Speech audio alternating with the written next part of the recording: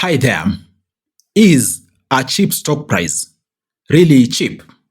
I want us to look at that objectively. And I'm posing this question because even at the Nairobi Securities Exchange, when you look at the shares, you probably notice there's a very huge disparity in prices, okay, of different shares. Case in point, shares of, for example, Kenya Rim, Uchumi, Kenya Airways, all those shares you can acquire them with under 10 shillings per share. And then we have shares of other companies out there. Like, for example, EABL, you need upwards of 260 shillings per share.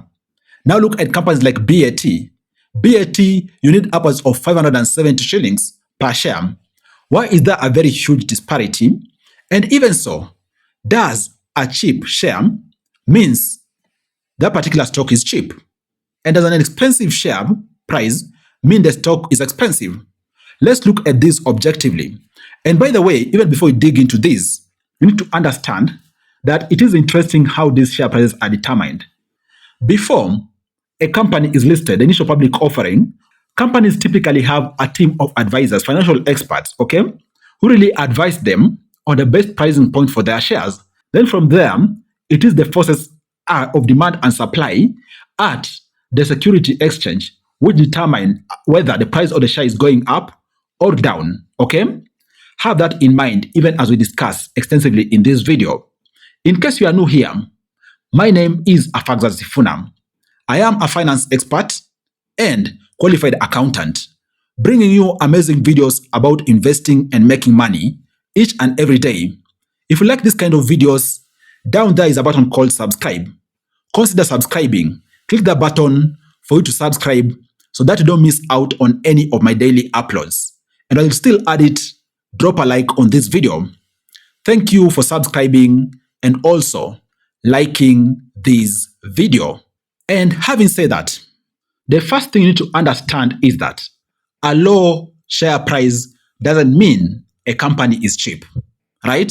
It could be, it is still trading around its introductory price, or even so, the market dynamics have made the share price to change. And whichever the scenario there doesn't mean that a company is cheap, right? So if you're going there, for example, to buy Uchumi share, okay, or even KQ share, or even Kenya Airways share, which is under 10 shillings, a low share price doesn't mean a cheap company. And why you need to understand this is because the value of a company is determined through a different metric. It isn't the share price, it is the market capitalization, whereby it is outstanding shares multiplied by the price per share, right? That's what determines a market capitalization. That's why even sometimes a company is more valuable and it has a lower amount of share price, lower compared to another company whose share is high and it is less valuable. So the share price doesn't have anything to do with cheapness or expensiveness of a company.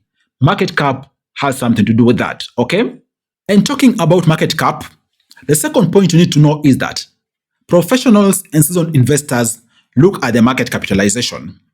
And just to break it down for you to understand why it is important, you see, the house you live in, it has different things, right? It has the kitchen, it has the living room, it has the bedroom, it has fixtures. You continue to add things inside the house, furniture, you name it. So when it comes to determining the value of your house, assuming one of the window panes is broken, right? Will you use that broken window as a determiner of the value of your house? The answer is no. And that is why market cap looks at all the outstanding shares and the unit cost or price of a share to determine the wholesome value of a company. That is the metric which professionals and seasoned investors look at. Probably you also need to be looking at that to really think or figure out what the value of a company is at any particular point in time before you decide based on only the share price, because you might end up buying share price whose value is extremely high, and yet the total market value is something very different for that particular share, okay? And on point number 3, which you need to understand is that not at all times is a low share price a bad indication of a value of a company. Remember in the introduction, I said a low share price could be based on different scenario. Maybe the introductory price was low, right? And then the share, despite even gaining, is still within the range of introductory price. Case in point, if a share introductory price at the IPO point was 1 shilling per share, right? If it's increased to 2 shillings per share, it means the value has doubled, right? Now look at a different scenario.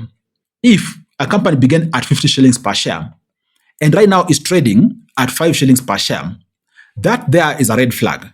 And that is why you shouldn't just be looking at the share price in the market the way it is and deciding how to invest or even make assumptions about how a company is faring.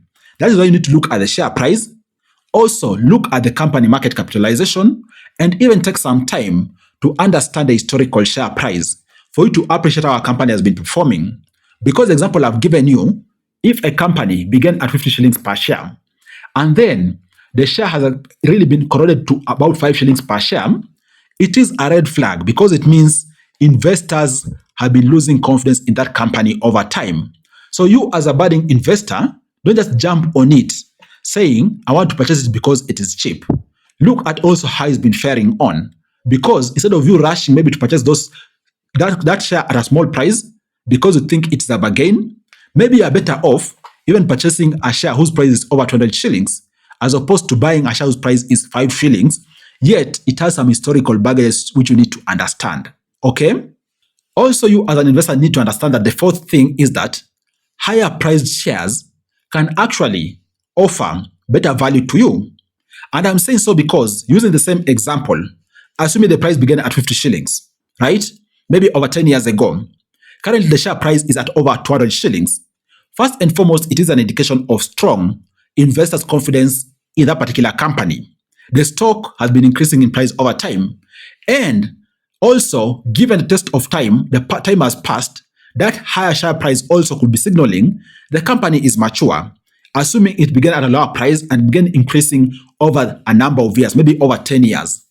And that continuous confidence by investors could also be stemming from the investor really appreciating that the company is really taking care of their interest. It could signal that even the company might be paying dividends. So you just use this signal as the entry point for you to dig deeper. The price could indicate something, but don't assume. Go and do deeper research for you to know, is it because that was the introductory price of the share? Is still mark timing at the same place? Has it risen over the years? What are the book of the company looking like? How has it been faring on with regards to paying dividends? That could be a good indicator for you to know that actually the business is doing well. And that is why, looking even at the NSE, some companies like BAT, yes, its share price is 575 shillings per share. Company like EABL, its share price is 265 shillings per share. But both these companies are among the best companies which are paying dividends annually.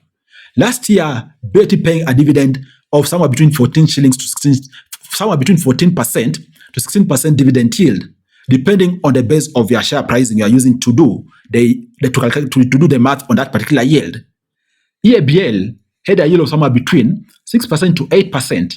That tells you, despite the higher price on the shares, regardless of the number of shares you are holding, you'd have received dividend worth 6% to 8% or somewhere between 14% to 16% of your investment. So sometimes a higher price on a share could be an indicator of something deeper which you need to really understand and analyze deeper to bring it forth and decide if you want to buy that particular stock despite it being expensive on the unit price, or you want to buy an alternative stock. Okay? And then, you having understood that, the fifth and final tip I want to give you, you having understood everything I've spoken about, is that don't fall for the trap of holding more shares. Right? There's some investors out there, most of who are beginning, who think if share of a given company is cheap, for example, share of KQ, Kenya Re, share of companies like Uchumi, maybe are trading under 10 shillings, they are cheap. They might think, if I have 1 million and I buy maybe KQ shares, which are maybe trading at 6 shillings, it's going to mean I'm going to hold upwards of 160,000 shares. Instead of me buying shares of maybe a company like BAT, because if I buy shares of BAT, I'll only hold about 1,800 shares. That is a very big trap. And I'm saying so because the number of shares you hold don't really mean anything in the grand scheme of things. Because at the end of the day, it's the market cap which has a say. And despite whichever number of shares you are holding, if a company is paying dividends, for example, you're going to get the exact percentage of the yield.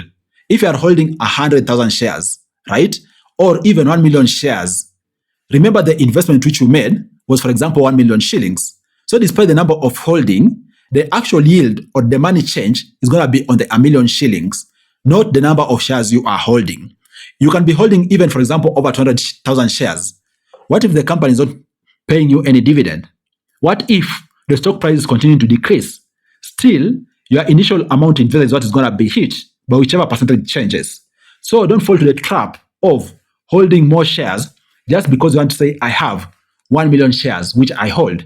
That doesn't really mean much in the grand scheme of things. Guys, what do you think about this video? I hope you've understood how the different prices of shares out there, first of all, start at the inception stage, how they evolve over time, what a highly priced share could mean, a lowly priced share could mean, and you as an investor, what even your holding of shares mean.